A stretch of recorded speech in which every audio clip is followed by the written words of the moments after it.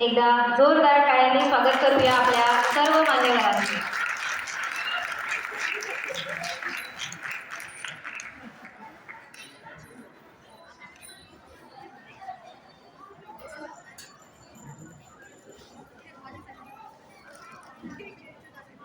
स्वागतम सुस्वागतम नमस्कार.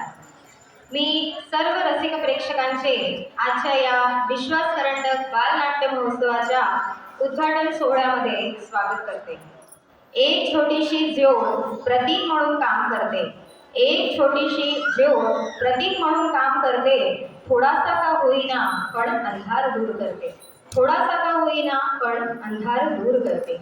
म्हणूनच सर्वप्रथम दीप प्रज्वलन व नटराज पूजन करण्यासाठी मी मंचावरील सर्व मान्यवरांना विनंती करते.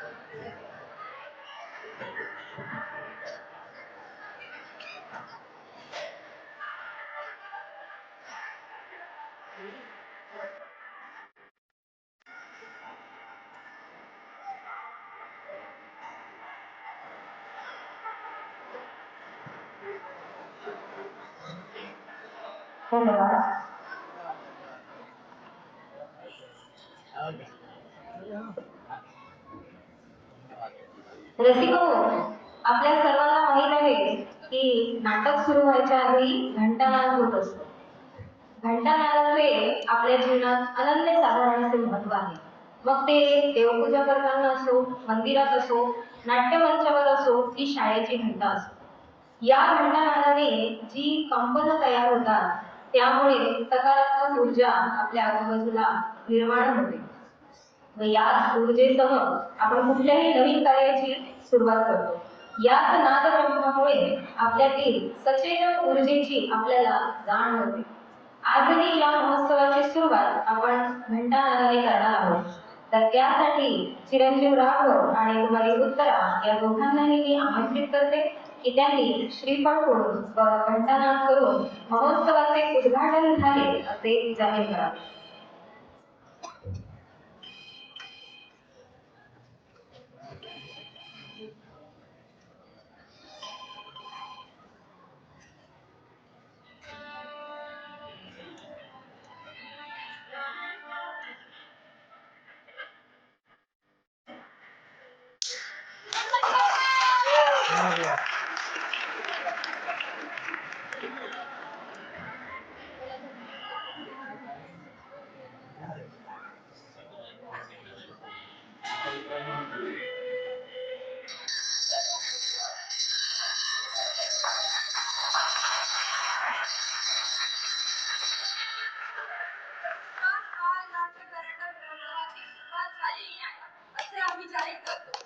धन्यवाद. खूप खूप धन्यवाद सर्वांचे. कलाकारांच्या जीवनात या तिसऱ्या घंटानादाचे खूप महत्व आहे. नाटक सुरू होण्याआधी पहिली घंटा म्हणजे पहिली वॉर्निंग, दुसरी घंटा म्हणजे दुसरी वॉर्निंग आणि मग तिसऱ्या घंटानादाला पडदा उघडत असतो. त्यामुळे हा क्षण प्रत्येक कलावंतासाठी उत्साह देणारा, उत्साहवर्धक असा असतो.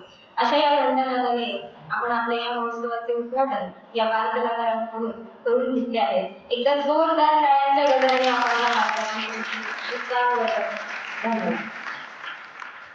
यानंतर आजच्या कार्यक्रमाच्या प्रमुख अतिथी माननीय सौ सुचेता पाटेकर शिक्षणाधिकारी माध्यमिक यांचे स्वागत प्रशांत सर करतील अशी मी त्यांना विनंती करते.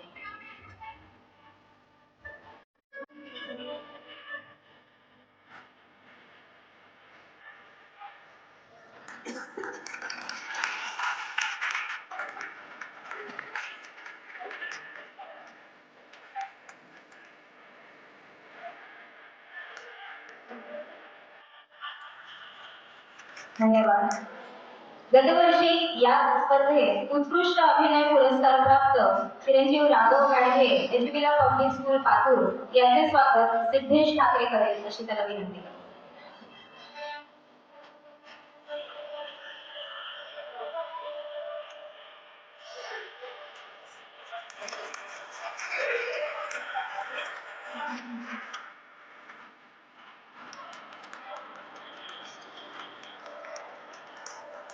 आपल्या सर्वांच्या माहितीसाठी सांगते, चिरंजीव राघव हा सध्या आता कलर्स मराठीवरील इंद्रायणी जी सिरियल सुरू आहे त्यामध्ये अधोक्षज या भूमिकेमध्ये तो आपला कला सादर करतो आहे. त्यासाठी एकदा त्याचे जोरदार अभिनंदन. यानंतर गतवर्षी या स्पर्धेत उत्कृष्ट अभिनय पुरस्कार प्राप्त कुमारी उत्तरा Phulkar RDG public school Akola हिचे स्वागत तनुश्री महाले करेल.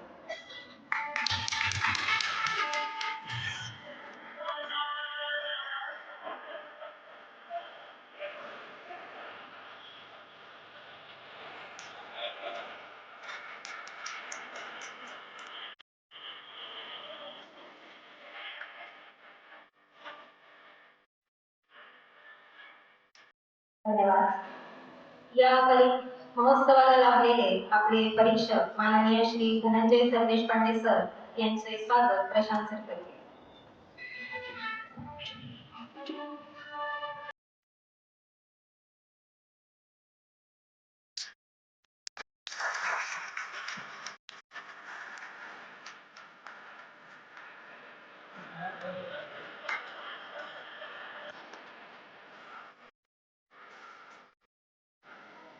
यांच्यासोबतच परीक्षक म्हणून लाभलेले श्री यतीन मांजरे सर यांचे स्वागत प्रशांत सर करतील अशी मी त्यांना विनंती करते.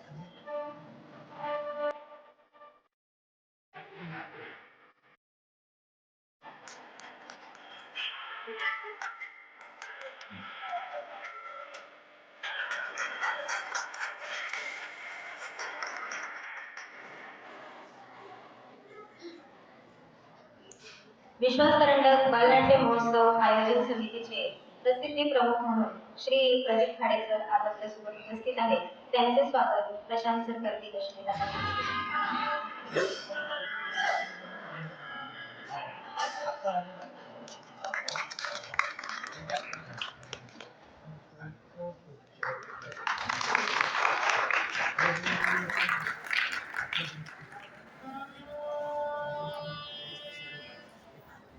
दरवर्षीप्रमाणे पुन्हा एकदा JRD school and education lab आपल्या सर्वांसाठी घेऊन आलोय कलेची मेजवानी म्हणजेच विश्वास करंडक बालनाट्य महोत्सव 2024.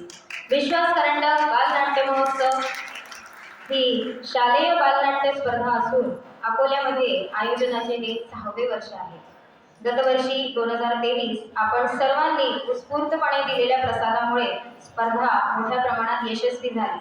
आपल्या सर्वांच्या सहकार्याने यावर्षी सुद्धा विश्वास करंडक नवीन उंची गाठण्यास तयार आहे.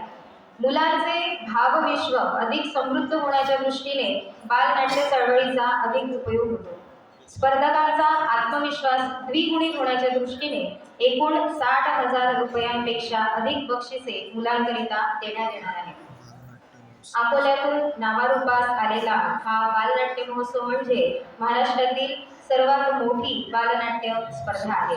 यामध्ये उत्कृष्ट सादरीकरण, दिग्दर्शक, अभिनय, वेशभूषा, प्रकाश योजना, पार्श्वसंगीत, नैपथ्य, विशेष पुरस्कार, नवीन संहितेकरिता उत्कृष्ट लेखक आणि विशेष समीक्षक पुरस्कार असे विविध पुरस्कार देण्यात येणार आहेत. अशा या महोत्सवाच्या उद्घाटन सत्रात मी पुनश्च एकदा आपल्या सर्वांचे स्वागत करते. यानंतर कार्यक्रमाच्या प्रास्ताविक करण्यासाठी मी विश्वास करंडक बालनाट्य महोत्सव आयोजन समितीचे निमंत्रक श्री प्रशांत सरांना आमंत्रित करते.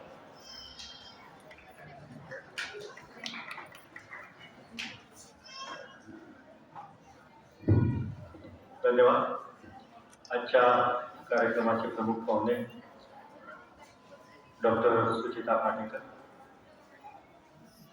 या विश्वास करंडकाचे गेल्या 6 वर्षापासून परीक्षण करणारे आमचे ज्येष्ठ सहकारी यातील माधेरे धनंजय सरदेशपांडे, या आजच्या विश्वास करंडकाचे उद्घाटक उत्तरा सुरकर, राघव गाडगे आणि माझ्यासोबत गेल्या 6 वर्षापासून या आयोजनामध्ये सातत्याने वेगवेगळ्या जबाबदाऱ्या सांभाळणारे माझे ज्येष्ठ सहकारी प्रदीप खाडे आणि तेवढ्याच ताकदीने मदत करणारी मंडळी म्हणजे अशोक खेरे, अरुण घाटोळे, विष्णू निंबाळकर, अनिल कुलकर्णी, डॉक्टर सुनील गर्रे, ज्ञानसागर खोखरे, रावसाहेब काळे, मोहन खडसे, ममता कोले, आपण असंख्य नावं घेत आहेत. जी हजर आहेत त्यांची घेतली, जी हजर नाही आहे ते पण या आयोजनामध्ये कुठेतरी सातत्याने मदत करत असतात.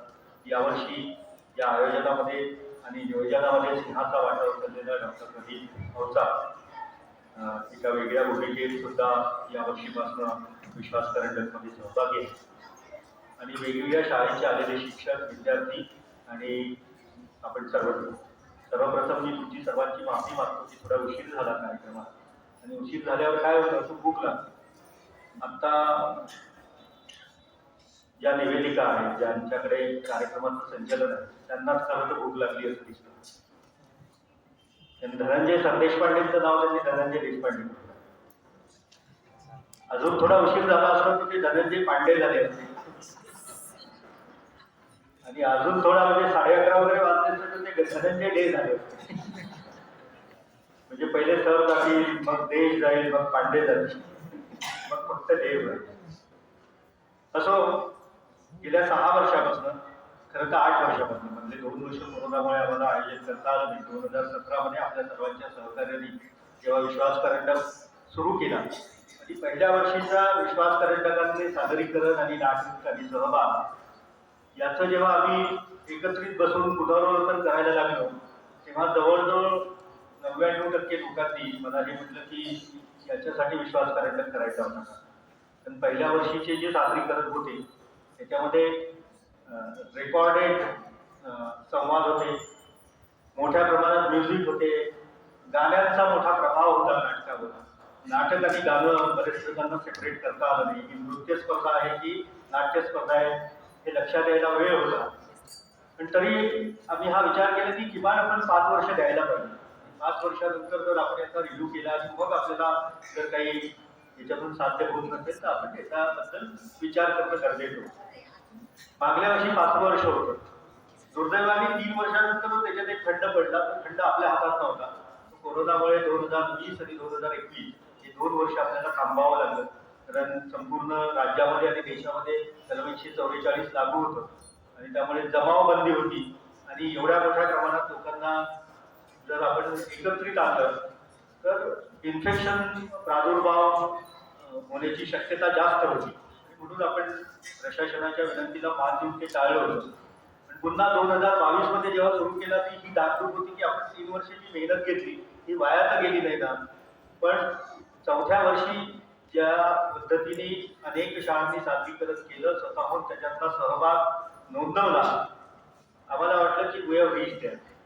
आपण जवळजवळ तिथे पोहोचलो आहे. आणि मागल्या वर्षी ज्या पद्धतीने शाळांचा सहभाग आणि विशेषतः परीक्षकांचा जो फीडबॅक होता, धनंजय सरदेशपांडे आणि यतीन माजरे. मागल्या वर्षीपासून आम्हाला गिरीश फळके हे तिसरे परीक्षक होते, पण मागल्या वर्षीपासून त्यांना शक्य होत नाही, त्यांच्या वडिलांची तब्येत बरोबर नाही आणि ते एकटेच त्यांची सेवा शुश्रूषा करतात, म्हणून आम्ही त्यांना सुद्धा त्यांच्या विनंतीला मान देऊन ब्रेक दिला. पण मागल्या वर्षी खरंच विश्वास करंडकांनी एक नवीन उंची गाठली. उत्तरा पोरकर सारखे ताकदीचे अभिनेती, राघव गाडगे सारखा एक ताकदीचा अभिनेता, आणि फक्त राघव इथपर्यंत थांबला नाही, तर देश पातळीवर जी कलर्स मराठी नावाची वाहिनी आहे, त्या कलर्स मराठी वाहिनीवर प्राईम टाईमला जी एक सिरियल चालू झालेली आहे, त्या प्राईम टाईममध्ये इंद्रायणी या सिरियल मधला एक लीड रोल हा राघवला मिळाला, आदू महाराज, अधोक्षज महाराज. याचं 100% श्रेय काही विश्वास करंडकचं आहे या मी आविर्भावात किंवा या स्वप्नांमध्ये नाही. त्याच्यामध्ये खरं श्रेय त्याच्या आईवडिलांचं, त्याच्या शाळेचं, त्याचं स्वतःचं आहे. पण हा रंगमंच उपलब्ध करून देताना आमच्या डोळ्यासमोर जे स्वप्न होतं, तिथून मुलांना नवीन भरारी घेण्याचं एक सामर्थ्य मिळायला पाहिजे. ते सामर्थ्य देण्याचं काम विश्वास करंडकाच्या या रंगमंचाने निश्चितपणे करून दिलेलं आहे. आणि पुढील काळामध्ये त्याच्यापेक्षा उंच झेप घेण्याची आमची पण तयारी असेल, इथल्या विद्यार्थ्यांची पण तयारी असेल आणि शिक्षकांची पण तयारी असेल. आज मला असं वाटतं की उद्घाटनाच्या प्रस्तावनेमध्ये एवढं बोलणं पुरेसं आहे, कारण पुन्हा मी तुम्हाला पिळणारच आहे 2 दिवसानंतर, 3 दिवसानंतर, जेव्हा 14 तारखेला बक्षीस समारंभ होणार आहे. त्या दिवशी मला काही गोष्टी सांगायच्या, माझे काही अनुभव तुम्हाला सांगायचे. विशेषतः मला खंडेलवाल शाळेबद्दल बोलायचं की ज्या पद्धतीचे अनुभव शाळांमधून आले, तर एका चळवळीला सातत्याने अडचणी येतच असतात, चॅलेंजेस असतात. पण ते ठरवून जर अडथळे आणण्याचा कोणाचा मानस जर असेल, तर त्या सर्व अडथळ्यांबद्दल आपण जाहीरपणे बोलायला पाहिजे. कारण मला असं वाटतं की इंग्रजीत एक म्हण आहे, कदाचित मी हे म्हटलेलं खूप जणांना आवडणार नाही, पण माझा पिंड, विश्वास करंडकाचा पिंड, जर तुम्ही त्याचं सर्टिफिकेट जर वाचलं असेल, तर त्या सर्टिफिकेटमध्ये शेवटचे 2 वाक्य असे आहेत की लोकशाही मूल्यांचं जतन व्हावं आणि अभिव्यक्ती स्वातंत्र्याची गळचेपी होऊ नये, म्हणून नाट्य कलावंत म्हणून आपण सतत कार्यरत राहायला पाहिजे. याच भूमिकेतून सातत्याने विश्वास करंडक काम करत आहे. म्हणून त्या इंग्रजी म्हणेवर मी पुन्हा येतो. ती म्हण अशी आहे की ती म्हण म्हणते की tail the truth and shame the devil publicly. सैतानाला सत्य सांगून त्याला जाहीरपणे शर्मिंदा करणं गरजेचं आहे. त्यामुळे विश्वास करंडकाच्या मार्गामध्ये जे जे काही अडथळे येत असतील, त्याची जाहीर चर्चा होणं मला वाटतं गरजेचं आहे. आणि ती चर्चा होत असताना कोणाला व्यक्तिगत पातळीवर शर्मिंदा करणं हा काही उद्देश नाही, पण अशा पद्धतीचे अडथळे येत असतील तर आपण सर्वांनी त्याच्यावर मार्ग काढणं गरजेचं आहे. हे 14 तारखेला मी निश्चितपणे सांगेन. आज ती वेळ नाही आहे. आज 2 निष्पाप, इमानदार आणि कष्ट करणारे आणि स्वतःच्या बुद्धीवर विश्वास असणाऱ्या 2 अतिशय होतकरू कलाकारांच्या हस्ते याचं उद्घाटन होत आहे आणि सातत्याने अशाच पद्धतीने याचं उद्घाटन होत राहील. आमचे सेलिब्रिटी कोण आहेत? आल्या अशोक ढेरे सर म्हणाले की तुम्ही सेलिब्रिटी आहे. तर सर्व सेलिब्रिटी खाली बसलेले आहेत आणि 2 मुख्य सेलिब्रिटी वर, उत्तरा पोरकर आणि राघव गाडगे. राघवला तर अगदी मी लहान असताना पासून पाहतो. राघव मी आजकाल त्याला म्हणायला लागलो, मी त्याला राघव टाघव असंच म्हणायचो. आणि ते त्याला सतीश सरांनी दिलेलं नाव आहे, सतीश फडकेंनी दिलेलं नाव आहे. आम्हाला राघव टाघव म्हणूनच ओळखीचा आहे आणि तो तसाच असावा. पुढच्या वर्षी नवीन कलाकारांच्या हस्ते, नवीन ताकदीच्या कलाकारांच्या हस्ते याच सभागृहामध्ये पुन्हा एकदा किंवा नवीन सभागृहामध्ये नवीन होणार, त्याची आम्ही अनेक वर्षापासून वाट पाहतोय. होईल की नाही माहिती नाही, पण दरवर्षी मी कलेक्टर साहेबांना तेवढ्याचसाठी बोलवतो. एकदा ते सभागृह सुरू झालं की कदाचित कलेक्टरांना बोलावणार आहे, पण हा सातत्याने पब्लिकचं प्रेशर असायला पाहिजे. कारण आपल्या पैशातून ते सभागृह होत आहे आणि आपल्या पैशातून सभागृह होत असताना एवढा प्रचंड जर वेळ लागत असेल तर कुठेतरी पाणी मोडत आहे, कोणाचा तरी वेस्टेड इंटरेस्ट आहे. ही पण माझी विश्वास करंडकाची भूमिका आहे. आणि म्हणून आम्ही 14 तारखेला कलेक्टर साहेबांना, सुचेता पाटणकर मॅडमला दोघांनाही बोलवलेलं आहे की बालकांसाठी रंगमंच उपलब्ध करून देण्याचा जबाबदारी तुमची, आमचा तो हक्क आहे. त्यामुळे त्या जबाबदारीतून तुम्ही अजून काही मुक्त झाला नाही. तुम्ही कलेक्टरचे प्रतिनिधी म्हणून इथे आहात. तुम्ही अजित कुमार सरांना आमचा निरोप नक्कीच देणार याची मला खात्री आहे. माझं लांबलेलं प्रास्ताविक मी इथे थांबवतो. उद्घाटकांनी या उद्घाटन झालेलं आहे हे आता जाहीर केलेलं आहे. त्याहीपेक्षा महत्त्वाचं मला या दोन्ही उद्घाटकांच्या मनातून त्यांचं मनोगत ते त्यांनी स्वतःहून तयार करून घेतलेलं आहे, जे मॉनिटर्ड आहे. ते काय बोलणार आहे आम्ही त्यांना विचारलं. त्यांचा जो काही अनुभव असेल, चांगला असेल, वाईट असेल, कडू असेल, गोड असेल, तो त्यांनी इथे मांडावा आणि या अनुभवातून आपण सर्वांनी शहाण होऊन अधिक शहाणपणाने ही स्पर्धा पुढे द्यावी एवढीच माफक अपेक्षा व्यक्त करतो आणि थांबतो. जय हिंद, जय भारत. धन्यवाद सर. आता सरांनी सांगितल्याप्रमाणे आजच्या कार्यक्रमाचे उद्घाटक कुमारी उत्तरा कुलकर हिला मी आमंत्रित करते.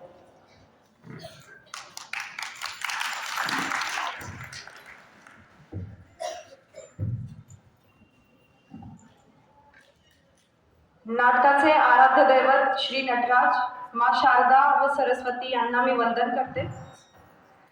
मंचावरील उपस्थित सुचिता पाटेकर मॅम, प्रदीप खाडे सर, परीक्षणासाठी लाभलेले धनंजय सर देशपांडे, यतीन माजरे सर व विश्वास करंडक बालनाट्य महोत्सव याची सुरुवात करणारे आमच्यासारख्या तमाम विद्यार्थ्यांना एक हक्काचं मंच उपलब्ध करून देणारे व आमच्या मनात एक वेगळाच विश्वास निर्माण करणारे असे गावंडे सर आणि रसिकजनांना माझा नमस्कार.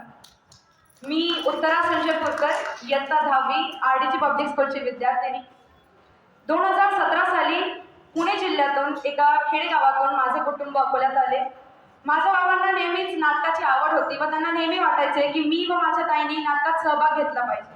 आणि 2017 साली आम्हाला विश्वास करंडक या बालनाट्य महोत्सवाची माहिती भेटली आणि त्या माध्यमातूनच मी, माझी ताई व माझ्या शाळेचे अनेक विद्यार्थी त्यांचे कौशल्य सादर करू शकले.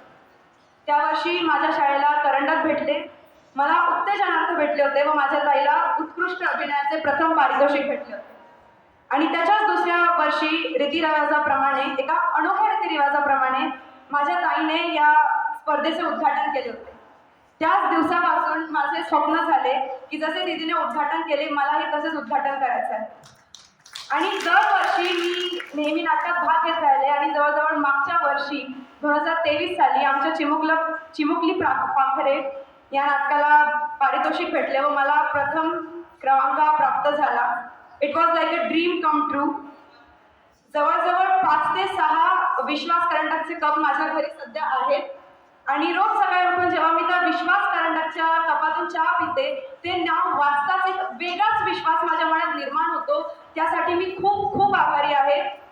माझे आई बाबा ते मला नेहमी सहकार्य करत आले, प्रेरणा देत आले व तसेच माझ्या शाळेचे मॅनेजमेंट, प्राचार्य उषा वानखेडे मॅम, उपप्राचार्य श्वेता चौहान मॅम, माझे अजून काही teacher Sanghamitra ma'am, Nagsen sir यांनी मला संधी दिली, यासाठी मी खूप आभारी आहे. शेवटी 2 शब्द बोलू इच्छिते. विश्वास करंडक चिरायू हो, विश्वास करंडक चिरायू हो, चिरायू हो, चिरायू. धन्यवाद.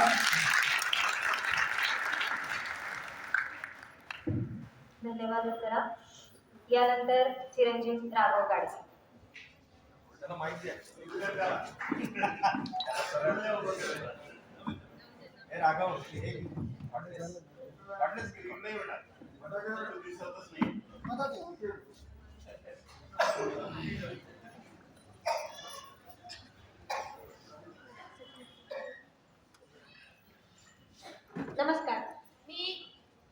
नमस्कार.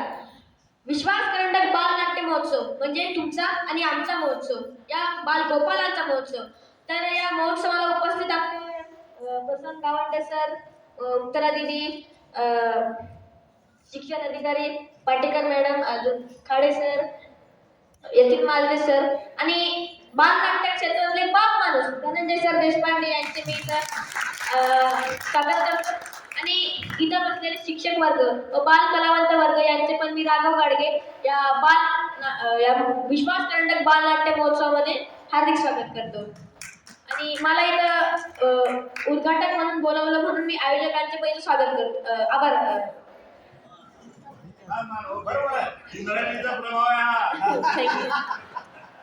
तर जे पुणे, मुंबई, नाशिक हे जे मोठे मोठे शहर आहेत, यामध्ये आपल्याला जर ऍक्टिंग शिकायची असेल तर आपल्याला कोर्सेस लावावे लागतात, म्हणजे अकॅडमीज लावावं लागतात. तर त्यात आपला पैसा पण खूप खर्च होतो आणि वेळ पण खूप वाया जातो. तर म्हणजे आपण इथं जे आपल्याला फ्री नाटकं करायला भेटते, नाटकं पाहायला पण भेटतात, तर याचा आपण इथं लाभ घ्यावा.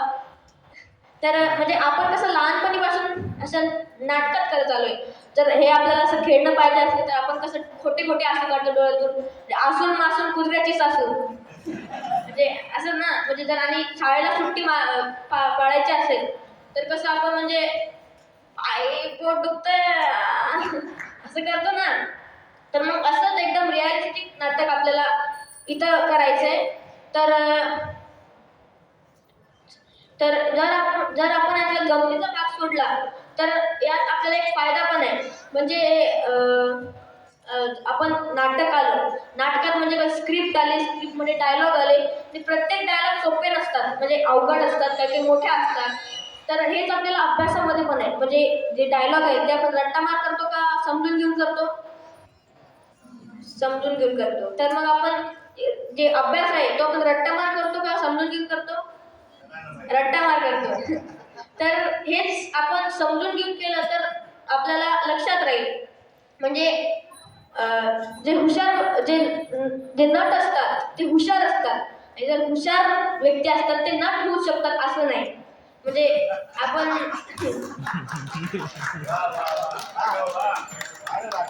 आणि म्हणजे आपण प्रॅक्टिकल करून पाहू. तुमच्या स्कूलमध्ये जो तुमचा टॉपर मित्र असेल त्या तुम्ही विचारा की एवढी एवढी स्क्रिप्ट आहे 2-3 पानांची, तू हे 10 मिनिटात अर्ध्या तासात जे काही तुला वेळ लागेल त्यात बसव आणि हे मला सादर करून टाकतो. तर ते त्याचं होणार आहे का? नाही ना.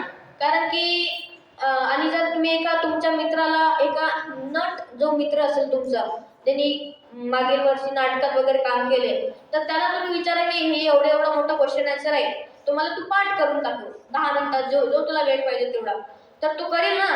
का? तर त्याला ती सवय असते की नाटक म्हणजे हे नाटकातले मोठे मोठे डायलॉग पाठ करून त्यांच्यासमोर सादर करण्याची. तर मग तू करू शकेल. आणि आपण जे इथं नाटक वगैरे हे करतोय तर ते करायला आपल्या घरच्यांचा सपोर्ट पाहिजे. कारण की जर आपल्या घरच्यांचा आपल्याला सपोर्ट नसेल तर आपण कुठलीही गोष्ट कधीच करू शकत नाही. म्हणून म्हणतोय, जर जे इथं पालक वर्ग आले असतील त्यांना मी कडकडीची विनंती करतो की जे पण तुमचे मुलं असतील त्यांना तुम्ही कुठल्या पण ज्या क्षेत्रात तुम्हाला तुमच्या मुलांना आवड आहे त्या क्षेत्रात तुम्ही तुमच्या मुलांना जाऊ द्या. त्यांना तुम्ही म्हणजे मार्गदर्शन करत राहा. आणि मी नाशिकला होतो तर माझी जी आजी आहे ते माझ्यासोबत राहायची तिथं. आता बाबा आले म्हणजे माझ्या घरच्यांचा मला सपोर्ट आहे. आणि जी माझी स्कूल आहे एज्युला पब्लिक स्कूल, तर तिचा पण मला खूप सपोर्ट आहे. जिची मला जे त्यांचे टीचर स्टाफ आहे त्यांचा पण मला खूप सपोर्ट आहे. आणि जे माझे डिरेक्टर आहेत, ज्यांनी मला इथं घडवले, ओमकार तांबले सर, यांचे पण हे पण मला मार्गदर्शन करत राहतात. तर हे जे आपलं म्हणजे मार्गदर्शन करणं हे खूप महत्त्वाचं आहे. आपल्या मुलांना सपोर्ट देणं महत्त्वाचं आहे. तर इथं मला आयोजकांनी 2 शब्द बोलायची संधी दिली व उद्घाटक म्हणून बोलवलं, म्हणून मी आयोजकांचे परत एकदा आभार मानतो. आणि तुम्ही इथं आलेच असतात म्हणजे हुशारच लोक आहात तुम्ही इथं, नट जे म्हणून आले. तर तुम्हाला विश्वास कर्नाटक बालनाट्य महोत्सवाची परत एकदा शुभेच्छा. आणि तुम्ही इथं छान छान नाटक सादर करसाल याची मला खात्री आहे. आणि तुम्ही घेऊनच आले असेल हे पण मला खात्री आहे. म्हणून मी आता माझे 2 शब्द संपवतो. जय हिंद, जय भारत, इन्कलाब जिंदाबाद. धन्यवाद राघव. या दोघांचंही भाषण ऐकल्यानंतर फक्त एकच गोष्ट, या दोघांच्याही आत्मविश्वासासाठी एकदा जोरदार टाळ्या होत्या. यानंतर आजच्या कार्यक्रमाच्या प्रमुख अतिथी माननीय सौ सुचेता पाटेकर मॅम आपल्याला मार्गदर्शन करतील.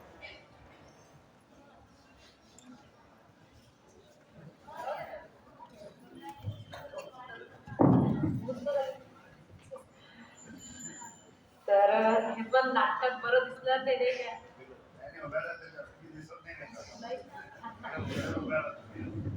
तर आजच्या या विश्वास बालनाट्य करंडक स्पर्धेच्या उद्घाटनाला उपस्थित सन्माननीय प्रशांत गावंडे सर, सन्माननीय खाडे सर, सन्माननीय धनंजय सर, सन्माननीय यतीन सर आणि आताच 2 कलाकार आमचा राघव आणि उत्तरा. खरं तर या दोघांनी नाटकामुळे काय होते हे त्यांच्या प्रेझेंटेशन मधूनच आपण पाहिलं. मला सांगण्याची त्यांनी काही गरजच ठेवली नाही. आधी उत्तराने सांगितलं आणि राघवचा तर प्रेझेंटेशन एकदम म्हणजे त्यांनी तुम्हाला शिकवलं सर्वांना. एका शिक्षकाच्या भूमिकेत येऊन तुम्हाला त्यांनी इतके चांगले उदाहरणं दिले की तुम्ही एक मेरिटचा विद्यार्थी आहे, त्याला स्क्रिप्ट पाठ करायला लावा, बरोबर आहे राघव? आणि आम्हाला गणित करायला नाही. म्हणजे त्यांनी इतकं चांगलं उदाहरण दिलं की खरंच वर्गातला हुशार विद्यार्थी आहे आणि त्याला जर नाटक कर म्हटलं तर त्याला जमणार नाही. आणि नाटक करायला म्हटलं गणिताचं हे एवढं सोडून दाखवतो, त्याला ते कंटाळा येईल. जमणार नाही असं नाही, परंतु त्याला तो कंटाळा येईल. आणि त्यांनी हे पण आपल्याला सांगितलं की मुलांना जे आवडते ते करू द्या. एवढा छोटा असून त्यांनी आपल्यापेक्षा नाटकाचं जग पाहिलेलं आहे. आणि इंद्रायणी या कलर्स वाहिनीवरील सिरियलमध्ये तो एका मुख्य भूमिकेमध्ये आहे. खरंच आपल्यासाठी खूप कौतुकाची गोष्ट आहे. एकदा सर्वांनी राघव आणि उत्तरासाठी टाळ्या द्या. आता मला असं वाटलं की राघवनी सिरियलमध्ये काम सुरू आहे तर त्याची जी ज्ञानाची पातळी आहे, जी डेप्थ आहे ती फार मोठी आहे. म्हणजे आता तर सुरुवात आहे. म्हणजे हा जो मुलगा आहे हा कलाकार तर होईल, परंतु त्याच्याबरोबर पुढे काय स्क्रिप्ट रायटर होईल, काय काय होईल असं मला त्याचं भविष्य दिसते. आणि मोठा या क्षेत्रातला पुरस्कार सुद्धा राघव तुला मिळणार आहे. आणि जेव्हा जेव्हा मिळेल तेव्हा तू मला नक्की सांग. कारण त्याची जी क्वालिटी आहे, त्याचा जो विचार आहे किंवा त्याची मांडण्याची जी पद्धत आहे ती खरंच खूप अभ्यासपूर्ण आणि खूप छान आहे. त्याच्या वयाच्या तुलनेत त्याचं ज्ञान एकदम म्हणजे त्याने त्यामध्ये तो मिक्स झालेला आहे. तर असे हे कलाकार आपल्याला मिळाले. कारण याचं कारण असं आहे नाट्य चळवळीला अकोलेकरांनी दिलेला प्रतिसाद. सन्मान्य प्रशांत गावंडे सर यांनी 6वं वर्ष आता आहे की ते विश्वास बालनाट्य करंडक मुलांसाठी घेत असतात. आणि ही संधी आहे, असं कोणी काही करत नाही. राघवने पण सांगितलं की शहरात नाटकाचे क्लासेस लावावे लागतात, तिथे नाटक शिकावं लागतंय, प्रेझेंटेशनसाठी तुम्हाला पैसे द्यावे लागतात. आणि या ठिकाणी तुमच्यासाठी ही संधी सरांनी उपलब्ध करून दिलेली आहे. जेव्हापासून मी या अकोल्यामध्ये शिक्षणाधिकारी म्हणून रुजू आहे तेव्हापासून मी प्रत्येक नाटकाच्या स्पर्धेला हजर असते, कारण मला पण नाटकाची आवड आहे. सरांनी सांगितलं की अभिव्यक्ती स्वातंत्र्य, कारण आजकाल आपण बोलणंच बंद झालेलं आहे आपल्या घरामध्ये, कुटुंबामध्ये. सुरुवातीला मला पण नाटकाची आवड कशी झाली, मी नेहमी माझ्या मुलांना पण सांगते, अरे नाटक पाहिलं काय, नाटक पाहिलं का, असं नेहमी मी बोलत असते. आणि फक्त एक छोटं उदाहरण सांगते की नाटकाचं किती महत्त्व आहे. मला राघवने सांगितलं की आपण लहान असताना कारणं दाखवतो, माझं पोट दुखते आणि ऍक्टिंग करून दाखवली की माझं पोट दुखत आहे, आईशी नाटक करतो, अशी खूप नाटकं आपल्याला करायचे असतात. आणि हे नाटक काही वेगळं नाही आहे. आपल्या आयुष्यातल्या घटना आपण त्या सगळ्या मांडत असतो. भाव सारखेच आहेत, आनंद, दुःख, क्रोध, जे काही असेल, स्वार्थ, नंतर कपटी वृत्ती, प्रायश्चित्त, अशा वेगवेगळ्या भावना आहेत. या भावना नाटकाच्या रूपाने आपण मांडत असतो. जे आपण जगतो, जे आपण पाहतो, हे सगळं त्याच्यामध्ये मांडायचं असते. तर माझा मुलगा आता पुण्याला आहे, तो नोकरी करतो, इंजिनियर आहे. आणि मला नाटकाची आवड असल्यामुळे मी त्याला दररोज म्हणजे नेहमी माझं एकच वाक्य असते की नाटक पाहिलं काय, नाटक पाहिलं काय, आज कोणतं नाटक लागलं. बस याच्या पलीकडे मी त्याला विचारते आणि त्याला मी सांगते की तू पुणे सोडून गेला की तुला नाटक पाहायला मिळणार नाही. मग त्यांनी मला प्रश्न एकदम आरामशीर विचारला की आई, तू नाटकावर इतकं तुझं का बरं आहे? मी नाटकं पाहावं असं तुला का वाटते की तू मला नाटक पाहायला सांगते? मी त्याला हे सांगितलं की बेटा, तुझ्या आयुष्यामध्ये जेव्हा तुला पुढे जायचं आहे, जेव्हा तू पुढे जाशील तेव्हा सगळ्यांच्या भावना कळायला, प्रत्येकच भावना आपण फील करतो असं नाही. नाटकामध्ये जर पाहिलं तर 10 मिनिटात तो प्रसंग तुम्हाला उभा करायचा. आणि एक नोकरदार, कोणता पण शिक्षक, वकील, डॉक्टर, कुठलाही व्यक्ती असेल तर त्याचा संवाद हा मानवाशी सतत होत असतो. आणि मग त्या पेशाच्या अनुषंगाने 10 मिनिटात तुमचा विषय मांडणे आहे, तुमचं सादरीकरण आहे, तुम्हाला यशस्वी व्हायचं असेल तर कमीत कमी वेळात संवादाचं जे कौशल्य आहे ते तुम्हाला ग्रहण करणं महत्त्वाचं आहे. काही जण आपण पाहतो की फापट पसारा बोलत राहतात, 3 तास एखादा विषय मांडतो आणि काही एका 10 मिनिटात तो विषय प्रेझेंटेशन करतो. आता मी शिक्षण अधिकारी आहे, माझ्या मीटिंग असतात किंवा माझ्याकडे येणारे रोज लोक असतात. आम्हाला माहिती असते की हा व्यक्ती एक विषय 10 मिनिटं सांगणार आहे आणि एखादा असा असतो की एका सेकंदात तो आम्हाला समजून सांगतो. एक मोठी गोष्ट एका सेकंदात तो क्लिक करतो. तर हे जे कौशल्य आहे हे नाटकामुळे आपल्याला प्राप्त होतं. त्या फिलिंग्स, त्या भावना, ते सादरीकरण, आयुष्य कसं जगायचं, तर यासाठी नाटक खूप महत्त्वाचं आहे. आणि आताच्या या काळामध्ये सगळ्यांचं प्राधान्य डान्सला आहे. मधला काळ असा गेला की सगळे रेकॉर्ड लावायचे आणि डान्स करायचा, टीव्ही पाहायचा आणि नाचायचं. याच्या पलीकडे गॅदरिंग सुद्धा मी पाहिलेलेच आहे. आता पण जर गॅदरिंग पाहायला गेलो मोठ्या मोठ्या शाळांचे, तुम्ही मोठ्या शाळांमध्ये तुमचे विद्यार्थी आहेत, 100 मुलांचा एकच डान्स, 150 मुलांचा एकच डान्स. पालक लोक याच्यामध्ये खुश आहे की आपली मुलं डान्स करतायत. 1000 रुपयाचा ड्रेस घेऊन दिला की पालकांना खूप खुश आहेत. घरी 2 फोटो काढतात, 2 तिथं आजूबाजूला येऊन फोटो काढतात. शाळेचे फोटो आले की आपण खुश होतो. आलं की आपण त्या डान्सवर आपला भरपूर काळ गेला. हा जो मधला काळ आहे, जेव्हापासून टीव्हीचा युग सुरू झालं, मोबाईलचं युग सुरू झालं, तुम्ही पाहत असाल तर याला खूप आपल्या ग्रामीण भागात किंवा मध्यम शहरांमध्ये याला खूप प्राधान्य सुरू झालं की मुलांनी डान्स केला. परंतु खरी कला जी आहे, खरं जिथे आपल्याला क्षेत्र आहे. आणि मग शिक्षकांना पण असं वाटतं की नाटकाची तयारी करायला वेळ द्यावा लागतो, 1 महिना, 15 दिवस. आणि मग तयारी पण आपल्याला नको असते. आपल्याला असं वाटतं की मुलं रेडीमेड डान्स करत आहे ना, डान्सची तयारी पालक करून देतात, एखाद्या क्लासमध्ये जातात आणि मग नुसतं तो देखावा आपण करतो. यामध्ये खरंच कुठलाही आनंद नाही. दुसऱ्याचा पाहून डान्स करण्यात मला तरी काही आनंद वाटत नाही. त्यामुळे नाटक ही कला अशी आहे की जी स्वतःला आपल्याला सादरीकरण करता येते वेगवेगळ्या अँगलनी. वेगवेगळ्या नाटक जर राणी लक्ष्मीबाईचं असेल तर ते शौर्य आपल्याला दाखवता येते. गाडगे महाराजांचं असेल तर ते मूल्य आपल्याला दाखवता येते. वेगवेगळ्या भूमिकेत आपल्याला काम करता येते. आणि या भूमिका मुलांना शिकवायच्या असेल तर नाटकाशिवाय पर्याय नाही. आज पाहिलं तर मुलांमध्ये मूल्य राहिलेले नाही. संस्कार आपण जे म्हणतो, बसमध्ये जात असताना एखाद्या म्हाताऱ्या व्यक्तीला जागा देण्याची नियत एखाद्या तरुण मुलाची आज दिसत नाही. तुम्ही प्रवास करा. मी कॉलेजेसमध्ये जाते, ज्युनियर कॉलेजमध्ये जाते, मला खरं वाईट वाटते. या मुलांचं कसं होईल, कसं पुढं करतील, त्यांना पाहून त्यांना लेक्चरर, प्राध्यापक समजत नाही, त्यांना वरिष्ठ समजत नाही. त्यांचं वागणं, त्यांचं बोलणं अत्यंत गंभीर परिस्थिती आहे. आणि अशा वेळी या शाळांमध्ये आपल्या मूल्य संस्कार करायचा असेल, त्यांना भावना त्यांच्या जागृत करायच्या असेल, कारण आता सेल्फी, रील्स, फोटो यांत्रिकीकरणाकडे आपण चाललेलो आहे. काही राहिलेलं नाही एकमेकांबद्दल. बसमध्ये पाहिलं तर सगळ्यांच्या हातात मोबाईल, घरी पाहिलं तर सगळ्यांच्या हातात मोबाईल.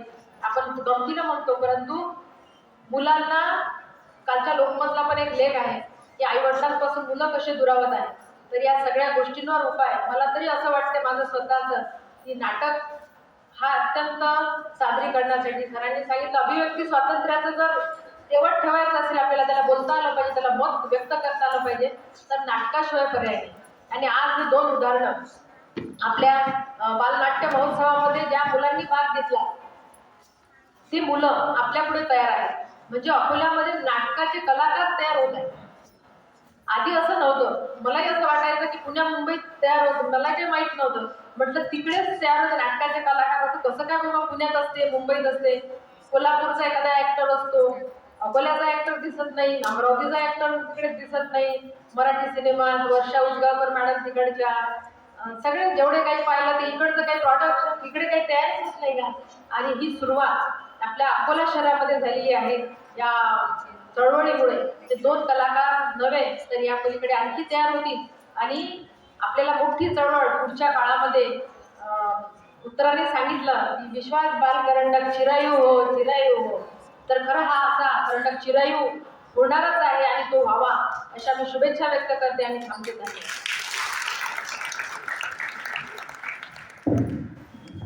खूप खूप धन्यवाद मॅम. सतत 3 ते 4 दिवस वेगवेगळ्या नाटकांचे बारकाईने परीक्षण करणं हे काही सोपं कार्य नाही. तर इथे भूमिका येते परीक्षकांची. विश्वास करंडक या स्पर्धेसाठी दरवर्षी परीक्षक म्हणून या महोत्सवासोबत खंबीरपणे तिथे असलेले माननीय श्री धनंजय सर देशपांडे सर हे आपल्या समोर या स्पर्धेबद्दलचे थोडक्यात विचार.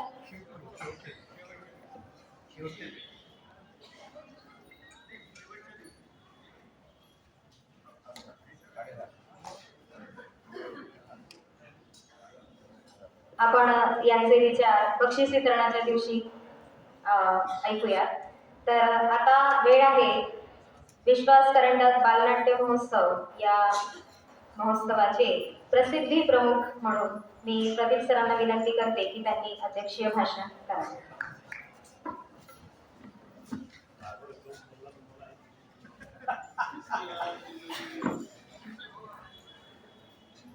रंगभूमीची देवता नटराज यांना त्रिवार वंदन. JRB टाटा यांनाही वंदन. विश्वास करंडक बालनाट्य महोत्सवाला आजपासून सुरुवात झालेली आहे.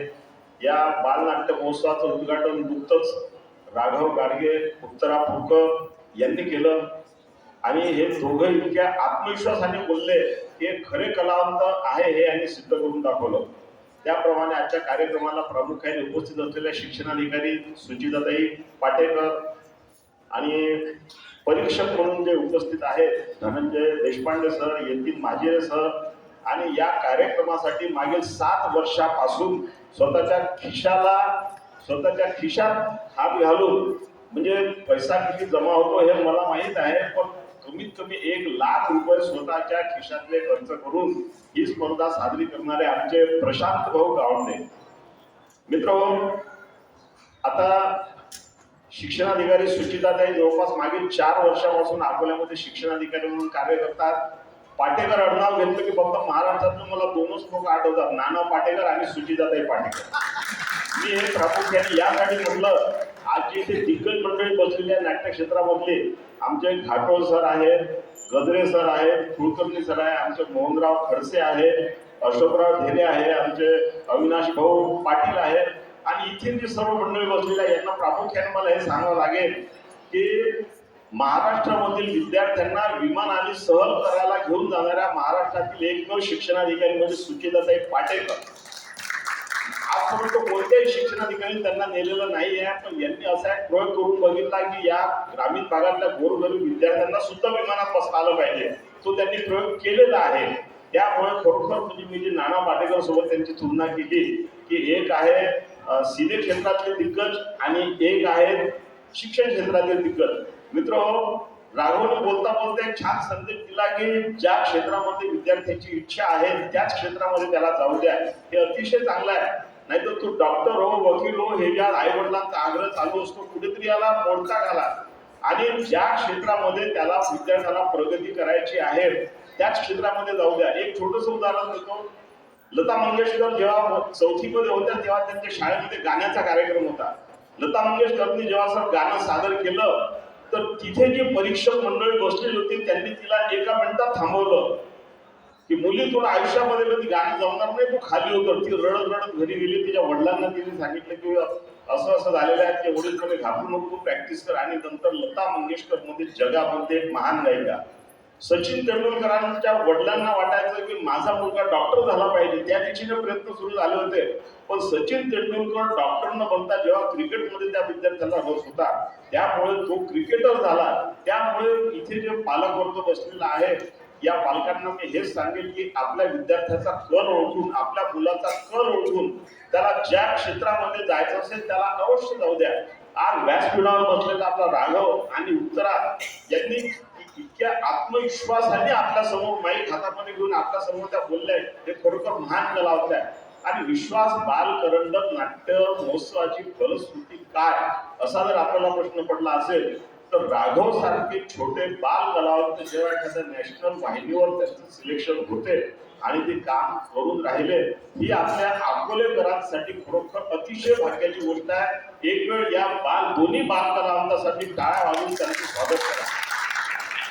4 दिवस चालणार ही नाट्यस्पर्धा यशस्वी हो यात भाग घेतलेल्या सर्व कलावंतांनी मी सुयश चिंतितो. आणि हा जो इथे करंडक समोर दिसतो आहे हा कोणाच्या नशिबी जाईल सांगता येते. त्यामुळे प्रत्येक ज्या संघाने याच्यामध्ये भाग घेतला हा करंडक आपल्यालाच मिळाला पाहिजे या ईर्षेने बिलकुल या नाट्य स्पर्धेमध्ये भाग घ्या. ही नाट्य स्पर्धा यशस्वी करा. एवढं बोलून मी माझे 2 शब्द संपवतो. धन्यवाद सर. या महोत्सवाच्या उद्घाटन सत्रासाठी आपल्या व्यस्त दिनचर्येतून वेळ काढून माननीय सुचेता मॅडम इथे उपस्थित झाल्या त्याबद्दल त्यांचे मनापासून आभार. मंचावर उपस्थित सर्व मान्यवर, परीक्षक, उद्घाटक या सर्वांचे मी आभार मानते. तसेच या स्पर्धेत सहभागी होणारे विद्यार्थी, शिक्षक वृंद, शाळा या सर्वांना खूप खूप शुभेच्छा देते. आणि आता आपले इथे उद्घाटन सत्र संपलं असं जाहीर करते. लगेच थोड्या वेळातच आपण नाटक सादरीकरणाला सुरुवात करणार आहोत, पण त्याआधी सर्व मान्यवरांना मी विनंती करते की आपण समोर आसनस्थ व्हा. आता आपण नांदी प्रस्तुतीकडे वळूया.